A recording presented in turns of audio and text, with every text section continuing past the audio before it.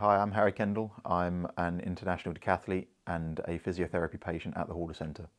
So I compete in the decathlon and the heptathlon at an international level. It involves 10 events over a span of 2 days, with 5 events on each day, with a mix of running, jumping, throwing, sprinting, long distance, hurdles.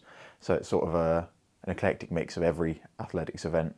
So I've had chronic adductor and groin pain for a number of months now. It started last April when I went over a hurdle and overextended the muscle in the tendon, and it's just not really recovered since. Yeah, it stopped me training most of the time, and it really came to a head at a competition where I woke up on day 2 and just could barely move and barely run. So my coach had a hip replacement at the Horder Centre, and he was very complimentary and highly recommended it. So hi, my name is Mike Anderson. I'm a physiotherapist at the Horder Centre. So hip and groin symptoms are common for those individuals that exercise, play sports or are involved in athletics.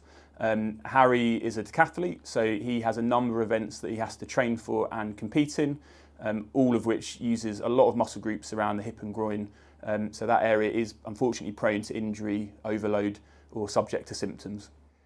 We started with a thorough assessment of Harry's hip and groin. We asked him a lot of questions about his symptoms, and we also did a lot of objective examination to understand exactly what he was experiencing, how much pain he was in, and how much he could tolerate with regards to starting an exercise rehabilitation program. This involved starting quite gently with some active flexibility and mobility, as well as trying to gain some muscle strength back into the affected areas, where we could build a platform to progress his exercises to make them more sport specific, as well as make them more meaningful for him to get him back on the field of play. Harry's progressed well over the last 3 months. We have seen improvements in both objective examination. He feels stronger and more confident with his sporting exploits and activities, and our outcome measure scoring has shown significant improvement to date. He has a really good grounding and body awareness due to his history of being an athlete and lots of drills and training in the past.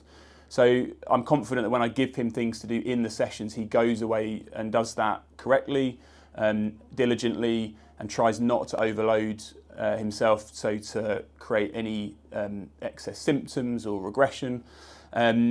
It does mean that we don't have to see Harry as regularly, because of the confidence that we have and he has in his own ability to listen to instructions and follow guidance in terms of exercises. He does have email support available, so he's able to contact me if there's any problems between the appointments. And that leads to Harry feeling more empowered and part of his patient journey and return to the sports field. So now I'm able to train back at almost my usual level. So I'm back sprinting and jumping without any pain most of the time. And without all this treatment, I wouldn't be doing that. I wouldn't be competing, and my season this season would have probably been a write-off in the summer. I wouldn't have been able to do any competitions. But luckily, with all the treatment that I've been having, I'm able to go out on a training camp to Portugal in the next few days for 2 weeks, and then I'm flying out to Tenerife at the beginning of May to do a decathlon out there. So if I had to sum up my experience with the Horder Centre in 3 words, it would be helpful, comprehensive, and career-saving.